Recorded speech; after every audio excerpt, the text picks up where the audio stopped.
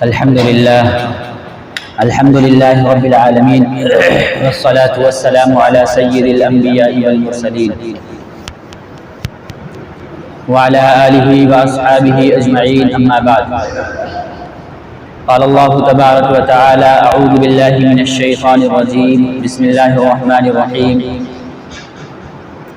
يا أيها الذين آمنوا كتب عليكم الصيام كما كتب على الذين من قبلكم لعلكم تتقون وقال النبي صلى الله عليه وسلم الصوم جنة ما لم يحرقها وقال النبي صلى الله عليه وسلم لكل شيء زكاة وزكاة الجسد الصوم۔ محترم بزرگوں اور دوستو، اللہ رب العزت کا بے پایا احسان، فضل اور کرم ہوا کہ اس نے ہمیں اور آپ کو جمعے کی مناسبت سے یہاں جمع فرمایا اور کچھ کہنے اور سننے کی توفیق عطا فرمائی۔ یہ رمضان المبارک کا مقدس بابرکت مہینہ اور عظمتوں والا مہینہ چل رہا ہے، جس کا پہلا عشرہ گزر چکا اور دوسرا عشرہ بھی ہم سے رخصت ہو رہا ہے، جس کا آج آخری دن ہے اور مغرب سے تیسرا عشرہ شروع ہو جائے گا۔ تو اللہ رب العزت کا اس پہ شکر بھی ادا کرنا چاہیے کہ اللہ تبارک و تعالیٰ نے ہمیں رمضان المبارک جیسا بابرکت مہینہ عطا فرمایا اور بعافیت اس کے 2 عشرے بھی گزر چکے۔ اب اللہ تبارک و تعالیٰ سے ہمیں دعا کرنی چاہیے کہ یا اللہ، یہ جو آخری عشرہ بچا ہے اس کو بھی ہمیں اچھی طرح گزارنے کی توفیق عطا فرما دے، کیونکہ پہلا عشرہ رحمتوں کا عشرہ تھا، یہ جو عشرہ ہے بیچ کا یہ مغفرت کا عشرہ ہے، اب جو آخری عشرہ آ رہا ہے یہ نجات کا ہے۔ اللہ تبارک و تعالیٰ سے اس میں نجات مانگیں، جہنم سے آزادی مانگیں کہ اللہ تبارک و تعالیٰ تو نے رحمتوں بھرا مہینہ ہمیں عطا فرمایا، مغفرت سے بھرا مہینہ ہمیں عطا فرمایا، اس میں ہم نے بہت ساری غلطیاں کی، جیسا گزارنا چاہیے تھا ویسا ہم نے اس مہینے کو نہیں گزارا۔ اب یہ تیرے کچھ دن بچے ہیں، گنے چنے دن بچے ہوئے ہیں اور یہ نجات کے دن ہیں، جہنم سے آزادی اور خلاصی کے دن ہیں۔ یا اللہ تبارک و تعالیٰ اس میں ہمیں جہنم سے نجات دے دے، اور جو آدمی جہنم سے نجات پا گیا وہ کامیاب ہو گیا۔ پچھلے جمعے کو میں نے زکوٰۃ سے متعلق کچھ باتیں آپ کے سامنے عرض کی تھی کہ زکوٰۃ کی فضیلت کیا ہے، زکوٰۃ کس کے اوپر فرض ہے، زکوٰۃ کتنی نکالی جائے گی اور زکوٰۃ کہاں دی جائے گی۔ جو شخص زکوٰۃ نکالتا ہے اس کی فضیلتیں کیا ہیں، جو زکوٰۃ نہیں نکالتا ہے اس کے بارے میں وعیدیں کیا آئی ہیں۔ فرمایا کہ جو شخص زکوٰۃ نہیں نکالتا ہے تو اس کے مال کو، اس کے خزانے کو سانپ بنا کر اس کے گلے میں ڈال دیا جائے گا، اور وہ سانپ اس کو ڈسے گا اور کہے گا کہ میں تیرا خزانہ ہوں، میں تیری دولت ہوں۔ اسی طریقے سے نبی صلی اللہ علیہ وسلم نے ارشاد فرمایا کہ جس شخص کے اوپر زکوٰۃ فرض ہو اور وہ نماز تو پابندی سے ادا کرتا ہو، زکوٰۃ نہ ادا کرتا ہو تو وہ پورا مسلمان نہیں ہے۔ اسی طریقے سے فرمایا کہ جو شخص اللہ پر، اس کے رسول صلی اللہ علیہ وسلم پر ایمان رکھتا ہو اس کو چاہیے کہ زکوٰۃ ضرور نکالے۔ جیسا کہ میں نے بتایا تھا کہ قرآن کے اندر نماز کے ساتھ میں زکوٰۃ کا فوراً تذکرہ ہے، کیونکہ زکوٰۃ اسلام کا بہت بڑا اور تیسرا رکن ہے۔ جس طریقے سے نماز فرض ہے اسی طریقے سے زکوٰۃ فرض ہے۔ پچھلی مرتبہ میں نے جب زکوٰۃ کا بیان کیا، زکوٰۃ کی فضیلتیں بیان فرمائی، اور میں نے کہا کہ کوئی شک و شبہات ہوں تو مجھ سے معلوم کریے۔ کئی لوگوں نے سوالات کیے، آ کر پوچھا، ملاقاتیں ہوئی تو پتہ چلا کہ بہت سے لوگوں کو زکوٰۃ کے بارے میں نہیں معلوم، اور کچھ لوگ تو ایسے ہیں کہ زکوٰۃ اور فطرہ وہ ایک ہی چیز سمجھتے ہیں کہ زکوٰۃ اور فطرے میں کوئی فرق نہیں ہے۔ آپ نے زکوٰۃ نکال دی، میں ہر سال نکالتا ہوں۔ کتنی نکالتے ہو؟ کہ جتنے افراد گھر کے اندر ہیں ان کی طرف سے 50 روپے نکال دیتا ہوں۔ تو یہ زکوٰۃ نہیں ہے، زکوٰۃ تو وہ ہے کہ پورا مال کا حساب و کتاب لگایا جائے، سونے چاندی کا حساب و کتاب لگا کر माल तिजारत का हिसाब लगाकर, आपके पास जो नकद रुपया है, ये बैंक में बैलेंस है, उसका हिसाब व किताब लगाकर फिर टोटल करके ये देखा जाएगा कि चांदी के निसाब को पहुंचता है कि नहीं पहुंचता है। और आज के एतबार से चांदी का निसाब लगभग 38,000 रुपए। तो अगर इसको पहुंच रहा है आपका निसाब और एक साल गुजर रहा है तो आपके ऊपर ज़कात फर्ज हो जाएगी। फितरा एक अलग चीज है। ज़कात तो माल की ज़कात होती है और फितरा उसको कहते हैं कि ईद से पहले पहले आप घर के हर फर्द की जानिब से एक फितरा निकालना है, जिसकी कीमत आज के एतबार से तकरीबन 50 रुपए है। कि आपके घर में जितने अफराद हैं उन हर एक फर्द की तरफ से आपको 50 रुपए निकालना है। तो ये फितरा होता है। ये फितरा हदीस शरीफ में आया कि जो रमजान में हमसे गलतियां हो जाती हैं, हमारे रोजों में कोताहियां हो जाती हैं, हमारी तिलावत में कमियां रह जाती हैं, हमारे इबादत में गफलतें रह जाती हैं, तो फितरा निकालने से वो कमियां अल्लाह तबारक व तआला पूरी फरमा देता है। तो मुहतरम दोस्तों और बुजुर्गों, ज़कात एक अलग चीज है और फितरा एक अलग चीज है। बहरहाल पिछले जुमे को मैंने बयान किया था तफसील से कि ज़कात का क्या मसला मसाइल है। आप हज़रात अगर कुछ मालूमात करना चाहें तो फिर से मालूमात कर सकते हैं। तो ये रमज़ान मुबारक का मुक़द्दस और बाबरकत महीना चल रहा है। नबी सल्लल्लाहु अलैहि वसल्लम ने फरमाया, अस्सौम जुन्नतुन मा लम यहरिक़हा, कि रोजा ढाल है जब तक कि उसको फाड़ न डाला जाए। जिस तरीके से इंसान ढाल से अपनी हिफाजत करता है, इसी तरीके से रोजे से उसके दुश्मन शैतान से हिफाजत होती है, अल्लाह के अजाब से हिफाजत होती है, जहन्नम से हिफाजत होती है। किसी सहाबी ने पूछा, या रसूल अल्लाह, फाड़ डालने का क्या मतलब है? फरमाया कि रोजे को गीबत फाड़ डालती है, रोजे को झूठ फाड़ डालता है, रोजे को इन जैसी बुराइयां फाड़ डालती हैं। और या अय्युहल्लज़ीना आमनू कुतिबा अलैकुमुस्सियामु कमा कुतिबा अलल्लज़ीना मिन क़ब्लिकुम लअल्लकुम तत्तक़ून। अल्लाह तबारक व तआला इरशाद फरमाते हैं कि ए मुसलमानों, ए मोमिनों, तुम पर रोजे फर्ज किए गए हैं जैसा कि तुमसे पहली उम्मतों पर फर्ज किए गए थे। क्यों? ताकि तुम्हारे अंदर तकवा पैदा हो, तुम मुत्तकी बन जाओ, तुम्हारे अंदर अल्लाह का खौफ और अल्लाह का डर पैदा हो जाए, तुम शरीयत के मुताबिक जिंदगी गुजारने वाले बन जाओ। इसीलिए हदीस शरीफ में आता है कि बहुत से लोग ऐसे हैं जिनको भूखे रहने के सिवा और प्यासे रहने के सिवा कुछ भी हासिल नहीं होता है। कि रोजा तो रहते हैं, दिन भर भूखे तो रहते हैं, दिन भर प्यासे तो रहते हैं, लेकिन ऐसी गलतियां करते हैं, झूठ उनसे नहीं छूटता है, गीबतें उनसे नहीं छूटती हैं, अल्लाह की नाफरमानियां उनसे नहीं छूटती हैं। तो फरमाया ऐसे लोगों को भूखे रहने और प्यासे रहने के अलावा कुछ भी हासिल नहीं होता है। और आगे फरमाया कि कुछ शब्बेदार ऐसे हैं, कुछ लोग रातों को जागने वाले ऐसे हैं कि उनको रातों की मशक्कत के अलावा कुछ भी हासिल नहीं होता है। कि रात तो जागते हैं लेकिन रात लापरवाहियों में गुजारते हैं, नाफरमानियों में गुजारते हैं। हाँ, नाम होता है कि हमने रात जगी, उसमें अल्लाह की इबादत नहीं करते। तो फरमाया कुछ रात गुजारने वाले ऐसे हैं जिनको रातों की मशक्कत के अलावा कुछ नहीं मिलता है। और या अय्युहल्लज़ीना आमनू, ईमान वालों, तुम पर अल्लाह ने रोजे फर्ज किए हैं। रोजा किसको कहते हैं? रोजा सिर्फ भूखे प्यासे रहने का नाम रोजा नहीं है कि हम भूखे और प्यासे रह रहे हैं, बल्कि रोजा उस चीज का नाम है कि भूखे और प्यासे रहने के साथ साथ हमारे बदन के हर जुज़ का रोजा हो। मुफस्सिरीन ने लिखा है कि सारे बदन का रोजा होना चाहिए, कान का भी रोजा हो, आंख का भी रोजा हो, जबान का भी रोजा हो, हाथ का भी रोजा हो, पैर का भी रोजा हो। आंख का रोजा ये है कि हम गलत चीज ना देखें, कान का रोजा ये है कि हम गलत बात ना सुने, जबान का रोजा ये है कि हम गीबत, चुगलखोरी और झूठ ना बोलें, हाथ का रोजा ये है कि हम गलत काम ना करें, पैर का रोजा ये है कि हम गलत जगहों की तरफ चल के ना जाएं। जिस्म के हर जुज़ का रोजा होता है, इसीलिए तो तकवा हासिल होगा। अगर हम भूखे और प्यासे रह जाएं तो जो आयत का मिसदाक है, जो आयत का मतलब है, वो पूरा नहीं होता है। आगे फरमाया ताकि तुम मुत्तकी बन जाओ, ताकि तुम परहेजगार बन जाओ।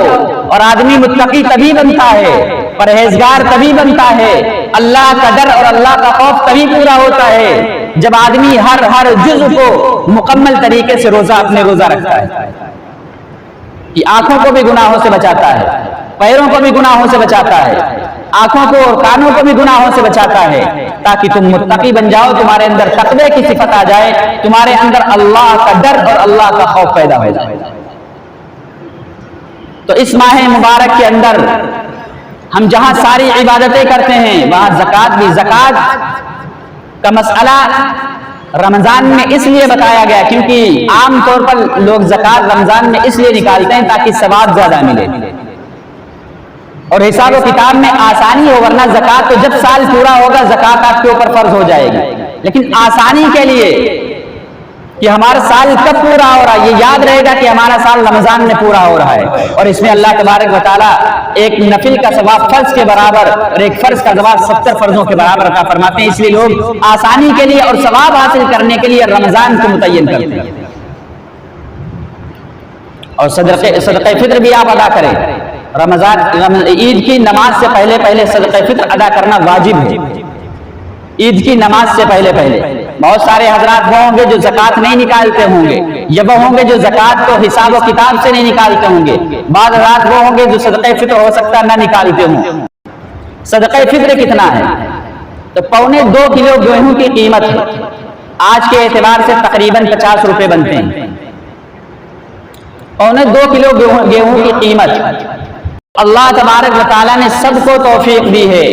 याद रखिए कि अल्लाह तबारक व तआला इसलिए माल देता है ताकि तुम लोगों पर खर्च करो, मिस्कीनों पर खर्च करो, गरीबों और मोहताजों पर खर्च करो। और बसा औकात ऐसा होता है कि अल्लाह ताला माल देता है आजमाने के लिए। जो बंदा माल खर्च नहीं करता है तो अल्लाह तबारक व तआला उससे छीन लेता है। तो अल्लाह तबारक व तआला का शुक्र अदा करना चाहिए कि अल्लाह तबारक व तआला ने हमें माल दिया है, तो इसको हम मिस्कीनों पर, बेवाओं पर, गरीबों पर, यतीमों पर खर्च करें। नबी अकरम सल्लल्लाहु अलैहि वसल्लम ने फरमाया कि बनी इस्राइल में 3 आदमी थे, 3 शख्स थे, एक कोढ़ी था, एक गंजा और एक अंधा। अल्लाह तबारक व तआला ने एक फरिश्ते को इंसानी शक्ल में इनके पास भेजा और फरमाया कि इनके पास जाओ। चुनांचे फरिश्ता कोढ़ी के पास आया और उससे कहा कि जिसको क्या जरूरत है, जिसको क्या परेशानी है। उसने कहा कि मुझे खूबसूरत एक रंग मिल जाए, खूबसूरत खाल मिल जाए, ये जो बीमारी है ये मुझसे बीमारी जाती रहे, जिससे लोग मुझसे घिन करते हैं, अपने पास मुझे लोग बैठने नहीं देते। तो उस फरिश्ते ने उसके ऊपर हाथ फेरा और अल्लाह तबारक व तआला ने उसको ठीक कर दिया। फिर फरिश्ते ने अर्ज किया कि तुझको कौन सा माल महबूब है, कौन सा माल पसंद है? उसने कहा कि ऊंट मुझको पसंद है। फरिश्ते ने एक ऊंट उसके लिए अल्लाह के हुक्म से तैयार कर दिया, एक ऊंटनी गाभिन, और फरमाया कि अल्लाह तबारक व तआला इसमें बरकत अता फरमाए। फिर गंजे के पास गया, उससे भी यही सवाल किया। फिर उसको भी एक फरिश्ते ने हाथ फेरा, वो भी सही सालिम हो गया। उससे कहा तुझको कौन सा माल पसंद है? उसने कहा मुझे गाय पसंद है। चुनांचे उसको एक गाभिन गाय दे दी। और तीसरे के पास गया, अंधे के पास, उससे कहा तुझको क्या परेशानी है? उसने कहा कि अल्लाह तबारक व तआला ने मुझे अंधा किया है, अल्लाह तबारक व तआला मेरी ख्वाहिश है कि अल्लाह तबारक व तआला मुझे नजर रोशनी अता फरमा दे। तो फरिश्ते ने हाथ फेरा, उसको रोशनी आ गई। उससे कहा कि तुमको कौन सा माल पसंद है? उसने कहा बकरियां पसंद हैं। तो अल्लाह तबारक व तआला की तरफ से उसको एक गाभिन बकरी दे दी गई। कुछ अरसा गुजर गया, जंगलों से जानवरों से जंगल भर गया। कुछ अरसे के बाद, कुछ सालों के बाद वही फरिश्ता उसी शक्ल में उनके पास गया, कोढ़ी के पास गया और उससे सवाल किया कि मैं मिस्कीन हूं, मैं गरीब हूं, अल्लाह के नाम पर मुझे एक ऊँटनी दे दो ताकि मैं अपना सफर तय कर सकूं। उसने मना कर दिया, मैं नहीं दे सकता हूं, मेरे ऊपर बहुत सारे हुकूक हैं। फरिश्ते ने कहा कि मैं तुम्हें जानता हूं, क्या तुम गरीब नहीं थे, क्या तुम कोढ़ी नहीं थे, कि अल्लाह तबारक व तआला ने तुमको अच्छी रंगत और अच्छी खाल अता फरमाई है, और तुम गरीब थे, तुमको अल्लाह तबारक व तआला ने ऊँट अता फरमाए। उसने कहा जाओ अपना काम करो, ये तो मेरे बाप दादा के जमाने से चला आ रहा है, ये तो मेरी पुश्तों से चला आ रहा है। तो फरिश्ते ने कहा कि अगर ऐसा है, अगर तू झूठा है तो अल्लाह तबारक व तआला तुझे वैसा ही कर दे जैसा था। फिर गंजे के पास गया, वहां भी ऐसा ही सवाल जवाब हुआ, उसने भी मना कर दिया। तो फरिश्ते ने कहा कि अगर तू झूठा है तो अल्लाह तबारक व तआला तुझको वैसा ही कर दे जैसा था। फिर अंधे के पास गया, वैसा ही सवाल किया। तो अंधे ने कहा कि अल्लाह तबारक व तआला ने फजल फरमाया कि मैं गरीब था, मैं अंधा था, अल्लाह तबारक व तआला ने मुझे रोशनी अता फरमाई, अल्लाह तबारक व तआला ने मुझे माल अता फरमाया, जितनी तेरी मर्जी हो ले जा और जितनी तेरी मर्जी हो छोड़ जा। तो फरिश्ते ने कहा کہ مجھے لینا کچھ نہیں ہے، یہ تو اللہ تبارک و تعالیٰ کی طرف سے آزمائش تھی کہ جاؤ تینوں کو آزماؤ، دیکھو میرے بندے میرے مال میں سے خرچ کرتے ہیں کہ نہیں خرچ کرتے ہیں۔ وہ دونوں ناکام ہوئے، وہ دونوں آنا کو برباد ہوئے، اور تو اللہ کی نظر میں کامیاب ہو گیا۔ اس لیے جب ہمیں اللہ تبارک و تعالیٰ مال دے تو اس میں کنجوسی نہیں کرنی چاہیے، اس میں بخل نہیں کرنا چاہیے، اللہ تبارک و تعالیٰ نے ہم کو ضرور خرچ کرنا چاہیے۔ یہ رمضان مبارک کا آخری عشرہ جو آج مغرب سے شروع ہوگا، اس کی جو ایک عبادت خاص عبادت ہے وہ اعتکاف کی عبادت ہے۔ اعتکاف کس کو کہتے ہیں؟ اعتکاف کہتے ہیں کہ ثواب کی نیت سے، اعتکاف کی نیت سے مسجد میں ٹھہرنا۔ اعتکاف کی بھی 3 قسمیں ہیں، ایک واجب اعتکاف ہے، ایک سنت اعتکاف ہے، اور ایک نفل اعتکاف۔ واجب اعتکاف تو یہ ہوتا ہے کسی نے نظر مانی، کسی نے منت مانی کہ میرا فلاں کام ہو گیا تو میں اعتکاف کروں گا اتنے دنوں کا، یا ایسے ہی کوئی اپنے اوپر لازم کر لے کہ میں اپنے اوپر لازم کرتا ہوں کہ مجھے اتنے دنوں کا اعتکاف کرنا ہے، تو یہ انسان کے اوپر اعتکاف کرنا واجب ہو جاتا ہے، ضروری ہو جاتا ہے، اس کا چھوڑنے والا گنہگار ہوگا۔ ایک سنت ہوتا ہے اعتکاف، جو یہ آخری عشرے کا اعتکاف کیا جاتا ہے، یہ سنت موقدہ ہے۔ اس کا مسئلہ یہ ہے کہ اگر پوری بستی میں سے ایک آدمی بھی اعتکاف کی نیت سے مسجد میں نہ بیٹھے تو سارے کے سارے بستی والے گنہگار ہوں گے۔ کم سے کم ایک آدمی کو ضرور بیٹھنا چاہیے، اور اگر بہت سارے لوگ بیٹھیں تو بہت اچھا ہے، اس کی بہت فضیلتیں حدیث شریف میں آئی ہیں۔ اور تیسرا اعتکاف نفل کا اعتکاف ہے کہ اس کے لیے کوئی دن متعین نہیں ہے، کوئی وقت مقرر نہیں ہے کہ جب بھی آدمی مسجد کے اندر آئے اعتکاف کی نیت کر لے، جب بھی نماز کے اندر آئے اعتکاف کی نیت کر لے، جب تک مسجد کے اندر رہے گا، نوافل پڑھے گا، نماز پڑھے گا، قرآن کریم کی تلاوت کرے گا، اس کو اعتکاف کا ثواب ملتا رہے گا۔ تو 3 قسم اعتکاف کی ہیں، اور یہ اعتکاف جو آخر عشرے کا ہوتا ہے یہ سنت علی المؤکدہ ہے، سنت موقدہ ہے، اس کو نہ کرنے والے گنہگار ہوں گے۔ اگر ایک بھی آدمی مسجد کے اندر اعتکاف نہ بیٹھے تو پورے بستی کے لوگ گنہگار ہوں گے۔ حضرت عائشہ رضی اللہ تعالیٰ عنہ فرماتی ہیں کہ میں نے نبی اکرم صلی اللہ علیہ وسلم سے پوچھا، دریافت کیا کہ شب قدر کب ہے، کیونکہ اخیر عشرے میں جو عبادت ایک اعتکاف کی عبادت ہے، اور اعتکاف کا مقصد یہ ہوتا ہے کہ ہم کو شب قدر مل جائے۔ اب شب قدر متعین نہیں ہے کہ کس دن ہوگی، کس رات میں ہوگی، تو عائشہ رضی اللہ تعالیٰ عنہ نے دریافت کیا یا رسول اللہ شب قدر کب ہے، تو آپ نے ارشاد فرمایا کہ اخیر عشرے کی طاق راتوں میں، طاق رات کہتے ہیں بیجوڑ راتوں کو، 21، 23، 25، 27 اور 29۔ اسی طرح حضرت عبادہ رضی اللہ تعالیٰ عنہ فرماتے ہیں کہ میں نے نبی کریم صلی اللہ علیہ وسلم سے پوچھا کہ شب قدر کب ہے، لیلۃ القدر کب ہے، تو رسول اکرم صلی اللہ علیہ وسلم نے ارشاد فرمایا کہ اخیر عشرے کی طاق راتوں میں اس کو تلاش کرو۔ تو ہمیں بھی چاہیے کہ اللہ تبارک و تعالیٰ نے ہمیں موقع دیا ہے، ابھی ہمارے پاس 10 دن پورے ہیں، ابھی ہم راتوں کو جاگیں اور اللہ تبارک و تعالیٰ کی عبادت کرنے کی کوشش کریں کہ نہ جانے کون سی رات ہو اللہ تبارک و تعالیٰ نے اس میں شب قدر رکھ دی ہو اور ہماری اس میں نجات ہو جائے، اس میں کوئی بعید نہیں ہے۔ اسی طرح حضرت عائشہ رضی اللہ تعالیٰ عنہ فرماتی ہیں کہ میں نے نبی کریم صلی اللہ علیہ وسلم سے پوچھا کہ اگر مجھے شب قدر کا پتہ چل جائے تو میں کون سی دعا مانگوں، اگر مجھے شب قدر کا پتہ چل جائے تو میں کون سی دعا مانگوں، تو فرمایا اللہم انک عفو تحب العفو فاعف عنا، اے معاف کرنے والے تو معافی کو پسند کرتا ہے لہذا مجھے معاف فرما دے۔ تو اللہم انک عفو تحب العفو فاعف عنا، یہ دعا ہمیں اخیر عشرے میں تو کثرت سے مانگنی ہی چاہیے، اور خاص طور سے 21، 23، 25، 27 اور 28ویں شب کو رات کو اس دعا کا ہمیں اہتمام کرنا چاہیے۔